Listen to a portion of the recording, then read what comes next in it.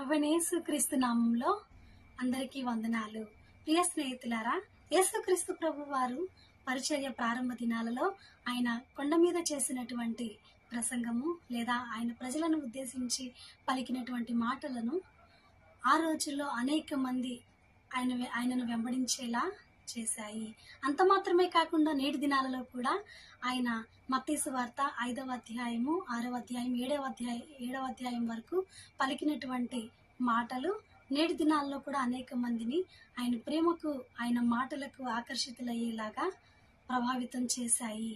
ఉదాహరణకు మత్తయి సువార్త 7వ అధ్యాయము 7వ వచనములో అడుగుడి మీకు ఇయ్యబడును, వెదకుడి మీకు దొరుకును, తట్టుడి మీకు తీయబడును అని సెలవిస్తూ ఉన్నాయి. మనం వెతకవలసినది ఏమిటి? మత్తయి సువార్త 6వ అధ్యాయము 33వ వచనంలో మనం చూసుకున్నట్లయితే మొదటిగా మనము దేవుని రాజ్యమును వెతకాలి. దేవుని రాజ్యము అనగానేమి? రోమా పత్రిక 14వ అధ్యాయము 17వ వచనంలో సెలవిచ్చిన రీతిగా దేవుని రాజ్యము నీతి, సమాధానము, పరిశుద్ధాత్మ యందలి ఆనందమునై ఉన్నది. లూకాసు వార్త 15వ అధ్యాయము 8 నుంచి 9 వచనాల్లో మనం చూసుకున్నట్లయితే ఒక స్త్రీ తన నాణమును పోగొట్టుకున్నప్పుడు దీపమును వెలిగించి వెతుకుట ద్వారా తనకు సంతోషం దొరికింది. కీర్తనాకారుడు ఈ రీతిగా సెలవిస్తూ ఉన్నాడు. 119వ దావీదు కీర్తన 105వ చరణంలో దీపము అనగా దేవుని వాక్యము.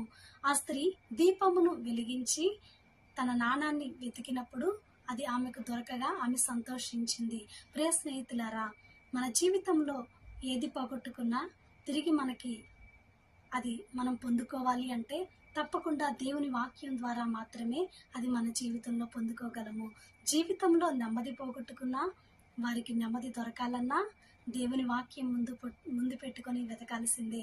జీవితంలో సంతోషం పోగొట్టుకున్న వారికి వాక్యం ద్వారానే సంతోషము దొరుకుతుంది. జీవితమే పోగొట్టుకున్న వారికి నూతనమైన జీవితాన్ని ఇచ్చి నిలబెట్టేది దేవుని వాక్యమే. అందుచేత ప్రియ స్నేహితులారా, మొట్టమొదటిగా మీరు చేయవలసినది ఏమిటో తెలుసా?